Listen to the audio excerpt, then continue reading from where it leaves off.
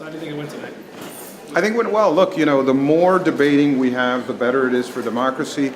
The more vetting of candidates we have, the better it is for democracy. We need to have open primaries.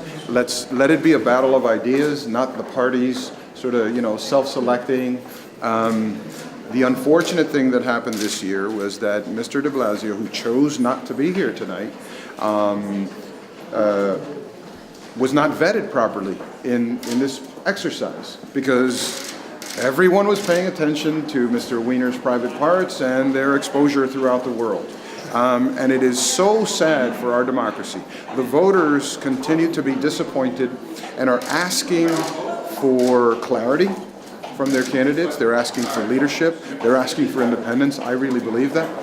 My political gesture here is on behalf of that 70% of the people who I consider the silent majority who are staying home.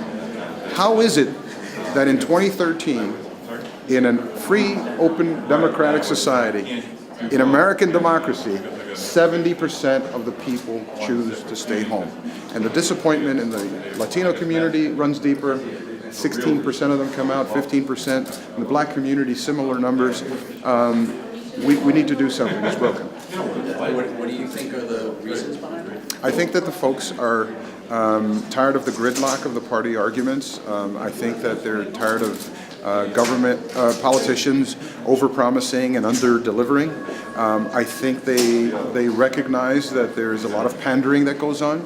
And while they feel insulted, well, 70% of them feel so insulted by this exercise that they're choosing to stay home. We have a crisis. Look, my friend Eric Garcetti was elected in LA. In the runoff, they had less than 20% of the people show up. That is not good for America's cities, and it's certainly not good for the American Republic.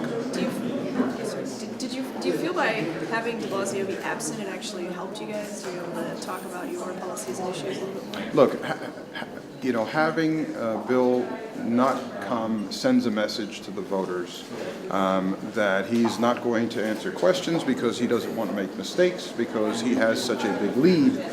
Clearly, look, talk about an underdog. We're way behind in the so-called polls that matter. I put little credence in these polls. I mean, you had candidates who spent millions of dollars, and now we're just getting out of the gate. New Yorkers are way smarter than that. When they see the choices, they're going to make decisions. But I think the message that he sends is one of disrespect to the voters. He should be here arguing his point of view with two other candidates. He should give a defense of his policing strategy and his education policy and all the things that we are concerned about. How are we going to deal with poverty? How are we going to fix the New York City Housing Authority? How are we going to build housing? All of these issues matter. People care about them. But the electorate feels disrespected, and that's why they're staying home.